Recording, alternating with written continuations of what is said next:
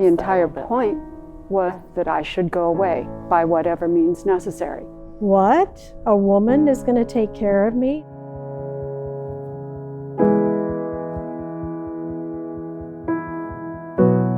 She wouldn't allow him to be alone with me in the quarters.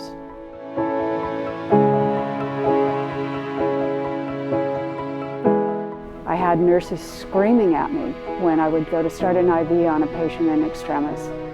You can't do that. You're not a doctor. Just take them to the hospital.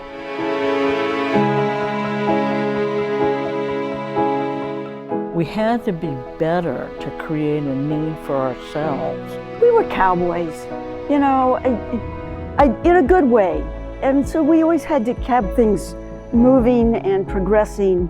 And we had a lot of fun, and we were very serious in when we came with contact with patients.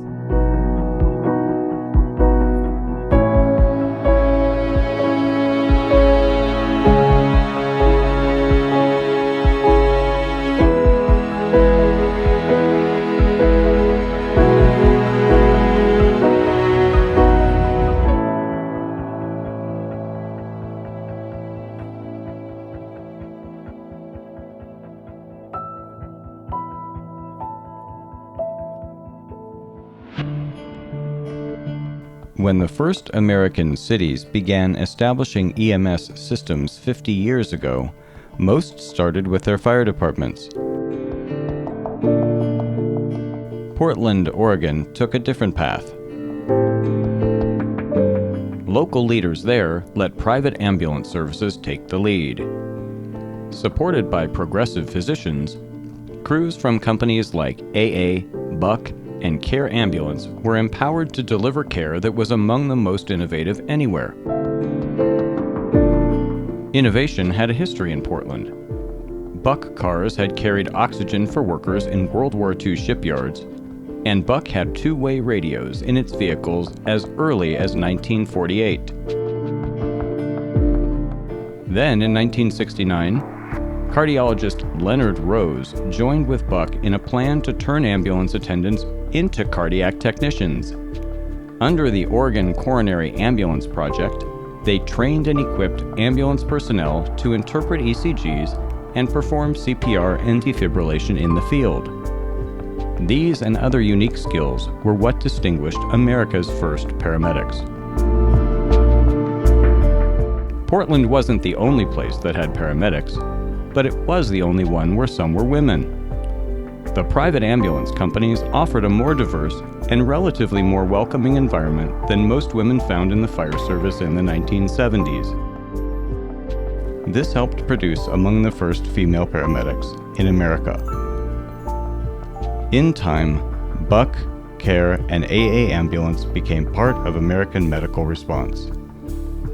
And when Multnomah County ultimately went to a single ambulance provider in the 1990s, the advanced integration of women in its EMS workforce helped AMR win the contract.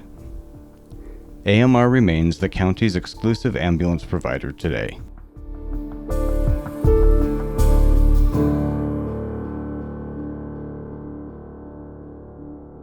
What made you decide to get into this business? What prompted you at 18, 19, 20 to do something like this? Eileen, what prompted you to do it? I was in a class in high school for medical career exploration. I was sent off to the hospital, sent to a clinic, various other venues, and one day I was sent to the ambulance. And that was it. Fell in love right there. How about you, Donna? I was a dental assistant, and I was certified, and I had to keep first aid in order to keep my certification. And it wasn't enough for me, so I took the EMT course, and then I got into volunteering on a rescue in Washington County, and from there they told me that I couldn't be on an ambulance, so I ended up applying for my first job. Well, like Eileen, I had the opportunity to take the EMT basic class in high high school. I went to high school in Anchorage, Alaska. So, of course, we did a ride-along with Anchorage Fire, and that was it. You know, it just clicked with the very first patient that we transported. It was a stroke patient, and I just knew I had to go on to the paramedic program. So I was 18 when I took the EMT basic class, or finished the paramedic program when I was 19. So I was recruited out of the medic class at 19 by Care Ambulance. Jean, what prompted you? I was in my last year at Portland State, summer break. I got a job working at a camp, like a summer camp, and some of the counselors there were into search and rescue, and I thought, well, that'll be fun. So I did that, and they said, well, you should take a EMT class. And when I went to the class, I found out that many, if not most of the people that were there were going to go on as a career. And I thought, well, that sounds like a lot more fun than pre-med. So I did that. I quit college and took an EMT 1 and then went right through the motions, 2, 3, and 4 eventually. Actually, from the time I was a little kid, I knew this was what I wanted to do.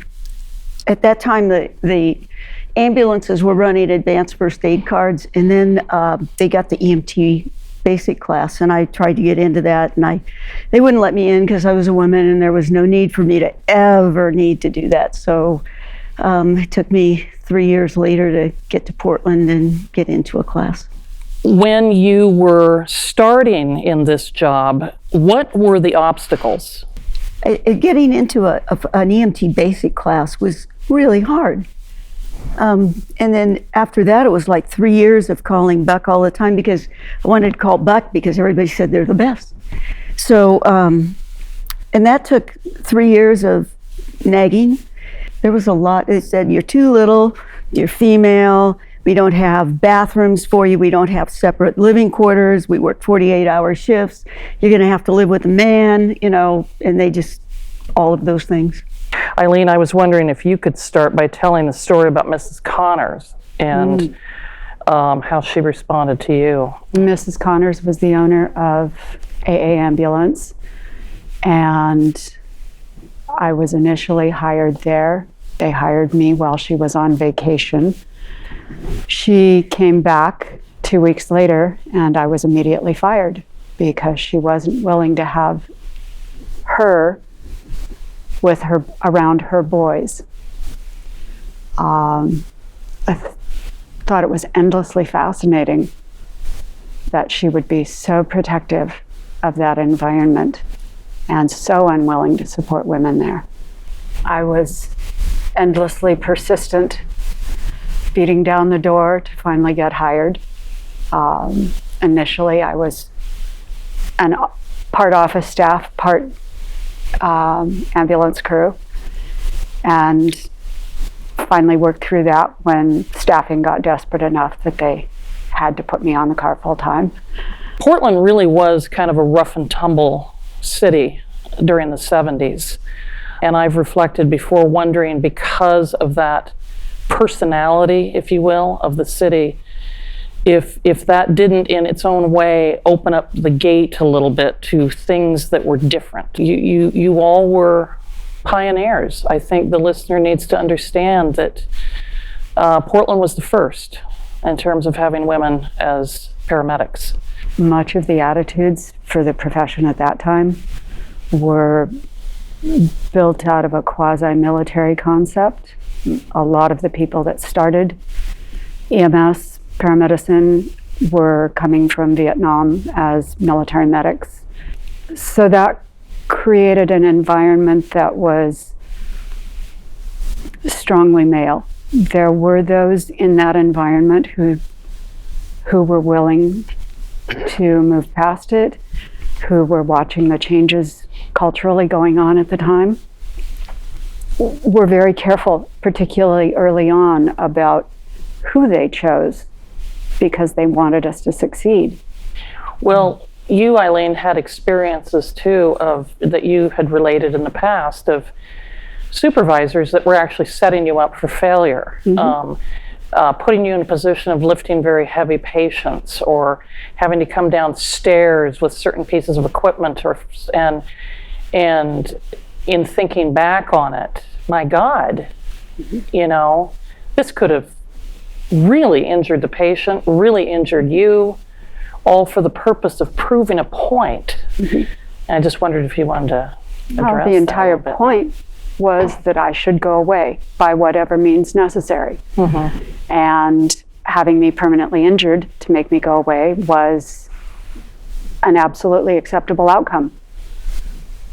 What amazes me when I look back on it is that not only were they willing to injure me, risk injuring themselves, but more to the point, they were willing to put a patient at risk. And to this day, that just stuns me. Sure, there were plenty of people along the road who might not have been so happy, even including patients, of course, right? You would show up and you're going, what? A woman is going to take care of me under these, whatever, in this car crash and this heart attack or whatever it is. And then you have to earn the respect of the patient by the care that you provide.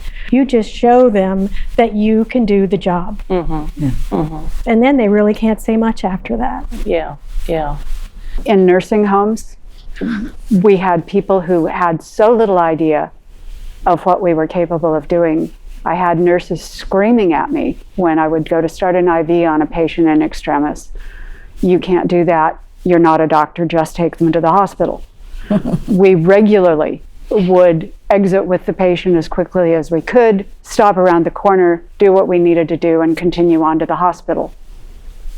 I had a patient not far from Good Sam who was down on the ground. I'm evaluating the patient. I have this physician screaming at me to just pick this guy up and take him to the hospital.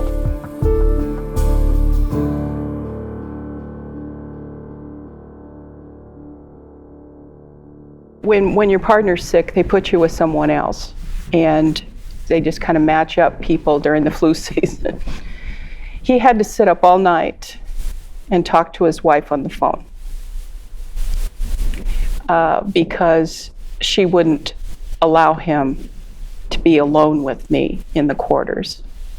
Well, Eileen, you were talking to us in the earlier documentary about having to deal with an incident of a medic and his wife, and creating enough of a stir that it actually reached media attention. And you were the first female supervisor in the city. Yes. So we had a new employee. She was going to be assigned to who we thought would be the best partner for her, best person to train her. And when the schedule came out, he came to us and said, not doing it. Went to the newspapers. We had a conversation about the fact that we chose people based on personality, based on their education, based on their level of experience, personalities. The last thing that we were going to have as part of the decision-making process was about gender. It was irrelevant to us, and it was not irrelevant to him or to his wife. And ultimately, he ended up quitting. But we weren't willing to have the company go backwards in that stance. We had come too far. We knew the value of the women that were part of our staff, and we knew that there would be more of them coming.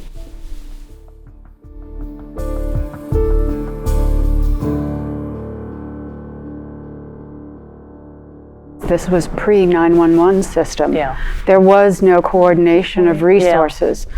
We would be sent out on a call, and until we got there, nobody really knew what it was. Unless the police department had been called separately, they had no idea that there was anything happening. So it was up to us to call our dispatch, and our dispatchers would then call the police department to back us up. So yeah, we ran into a lot of surprises. The advent of the 911 system was probably one of the biggest safety improvements that we could have hoped for. As People, if they wanted an ambulance, had to call directly to the ambulance companies to get an ambulance. And it was the stickers on the phones that we would leave behind at houses on calls and different things like that.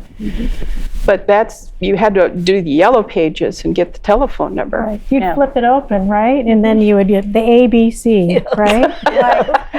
And it was fortunate Mr. Buck's name happened to start with a B. B, so yeah. they AA could- ambulance, yeah. Buck ambulance, Care ambulance. Right? Yeah. At least in Portland. So. Yeah. And then you put your sticker over there. Right, right, yeah. The Of course. sticker wars. If you're a good Sticker- employee, you cover up their Good competitors. employee. With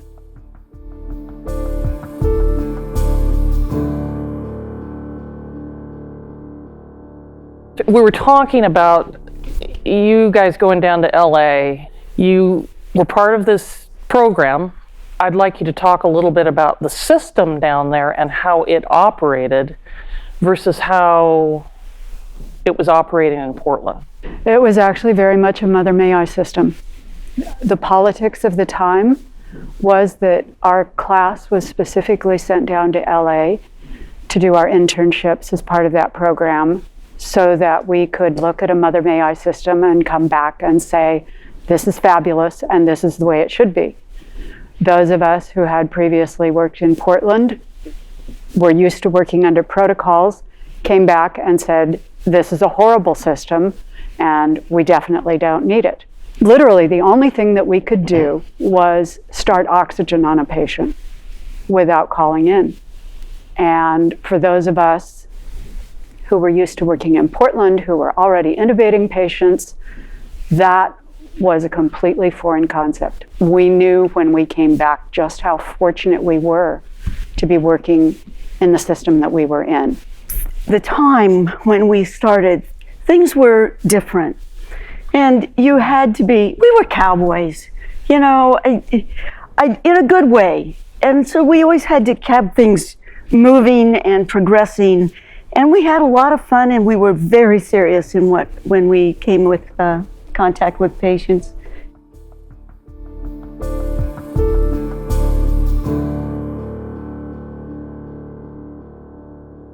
You all talked a little bit about some obstacles that you faced when you came into the business, but I'd like to hear from all of you about what it felt like when the fire department now is coming in and perhaps usurping things.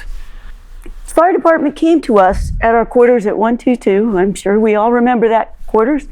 And they asked us, you know, what equipment should we have? We're gonna have a rescue. You know, what equipment should we have? What should we have for kits? What should we have in the kits? And then when they got these things, magically, the world has changed. We are in charge, and you can not be in here. Eileen, I think in the past you've said I felt like I had to prove things all over again. We ran calls by ourselves. We were able to accomplish incredible things with just yourself and your partner. When the fire department started running on every single call with us, building their statistics, literally I was having to prove myself all over again. Lifting. Nobody was there to assist. They were there to watch me fail. And it was up to me again to prove that yes, indeed, I can do this. At least at that point, I had partners who were now supportive rather than attempting to undermine or sabotage. But it was like repeating the challenge all over again. And there were definitely times when I would wonder if this is ever going to be done. I can still see that happening for women across the country. And I think how sad, how lucky we are here that things have changed as much as they have, and certainly on the private sector. But how frustrating to see women still going through those same issues again and again and again across the country. One would have hoped that at some point we'd be done having to prove that gender has nothing to do with this. Terry and I were working the same together as partners over in Woodstock. And the two guys that worked the rescue unit, we used to we kind of bicker back and forth and who got in the door first, because that was the issue. Whoever got there first got to be in charge. Well, one day we get a call from the supervisor, and remember Larry, and he says, well, we got a little problem with the fire department, and what? Well, they don't like two women working together because it makes them look bad. It makes them look subservient because they're always in charge. As it turned out, we ended up meeting together, we talked with them, and we actually ended up buddies with either. We were educating literally across the spectrum. Physicians, nurses, the public, in every environment. I could give just as many examples of guys that I saw, like our partners that were pushed aside, disregarded. I was who I was on the ambulance because of the people I worked with. They taught me. They made sure that I understood what I was doing, and the trust that these men gave us, the training that they gave us, and the skills. I would say that there are those men who championed us, who were great partners and great teachers, and I so value everything they gave me. And on the flip side, I also have to say that those who made my life difficult were also amazing educators. What they taught me was how much I could handle. And that the only limits that I created were the ones that I created for myself. I personally had a motto running through my head on those difficult days that the best revenge was to just outlive them. So I did.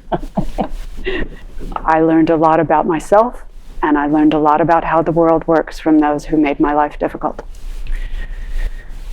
And I am eternally grateful to those who championed and educated me. Things have changed now, and I honestly believe that the greatest, reason for the change wasn't that we had to be as good as them as women. We had to be better to create a need for ourselves. I haven't been out of it that long. I retired not too long ago. It's changed tremendously since then, tremendously. I mean, I found them very, very supportive when I left Clackamas County and went to Multnomah County. Honestly, Portland Fire they were some of the easiest cooperative people to work with, I found. And frankly, we're talking about some conflicts and whatnot that they happened a long time ago. And that was a time early in the EMS industry and early in our careers. And we're all in a different place now, and EMS is in a different place. In our area, there may be individuals who still look through the lens of gender, but as far as the agencies themselves in this area, it is truly a non-issue. It really is about whether or not you're capable of doing the job.